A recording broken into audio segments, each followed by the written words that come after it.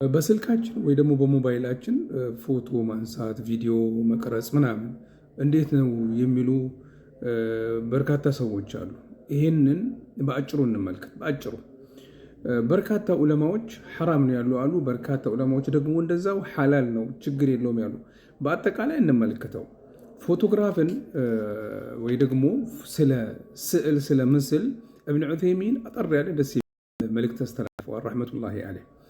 አንደኛ ሐራም አለው፣ ኺላፍ ያለው አለ፣ ኺላፍ የሌለው አለ ብለዋል ረሕመቱላሂ ዐለይህ።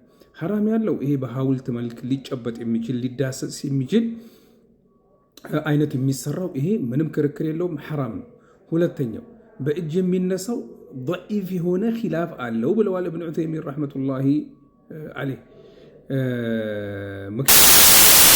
ጅስም የለውም ማለትም በስዕል መልክ የሚሰራው ማለት ነው። ጅስም የለውም የአላህን ስብሓነሁ ወተዓላ የፈጠረውን አይነት አይደለም። ለምሳሌ አይን አለ፣ አፍንጫ አለ፣ ምን አለ ምን አለ። ስዕል በዛ አይነት መልክ ተዳሶ አፍንጫው ለብቻው ተዳሶ፣ ጆሮው ለብቻ ተዳሶ፣ ጥርሱ ለብቻው ተዳሶ ምናምን ይሄን የለውም። ኺላፉ ضعيف ነው ብለዋል ወላሁ አለም። ነገር ግን መራቁ የተሻለ ነው፣ ምክንያቱም ሌሎች ዑለማዎች ሐራም ነው ስላሉ።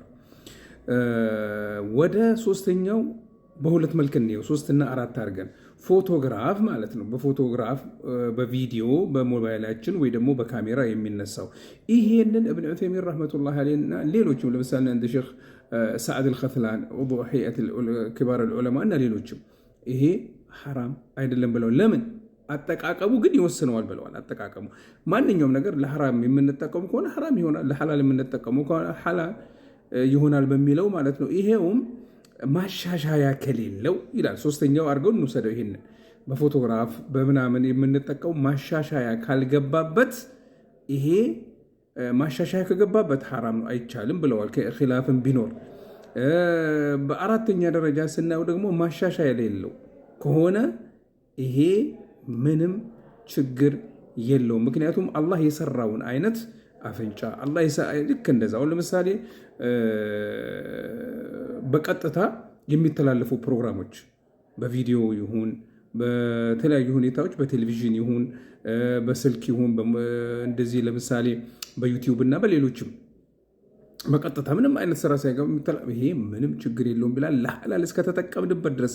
እንደውም ለዚህ ነው የሳውዲ ዑለማዎች መደበኛ የፈትዋ ኮሚቴ አጠቃቀሙ ይወስነዋል ብለው ያሉት። التصوير مباح قالوا التصوير مباح فإنه ለዚህ ሁኔታ አሁን ቀደም ላልኩት መጨረሻ ላይ ላልኩት في احكام الخمسه بحسب القصد ዋናው የምታስበለት የዓላማው ይወስነው። ለሐራም ከሆነ ሐራም ነው፣ ለሐላል ከሆነ ሐራም የሚለውን የሚደግፍ አይነት ነው። ነገር ግን በአጠቃላይ እነሱ ሐራም ነው የሚለው ነው የሚያደሉት። ስለዚህ በአጠቃላይ አነጋገር እብኑ ባዝ ራሳቸው ረሕመቱላሂ ዐለይሂ እብኑ ባዝ ምንድን ነው ያሉት?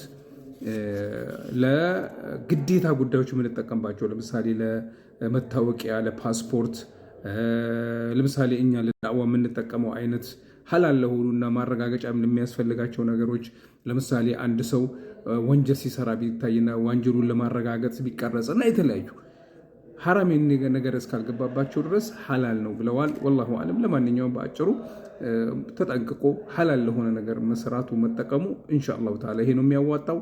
አላህ ሱብሓነሁ ወተዓላ በኸይር ያነሳሳን። ጀዛኩሙላሁ ኸይር። ሰላም አለይኩም ወራህመቱላሂ ወበረካቱ።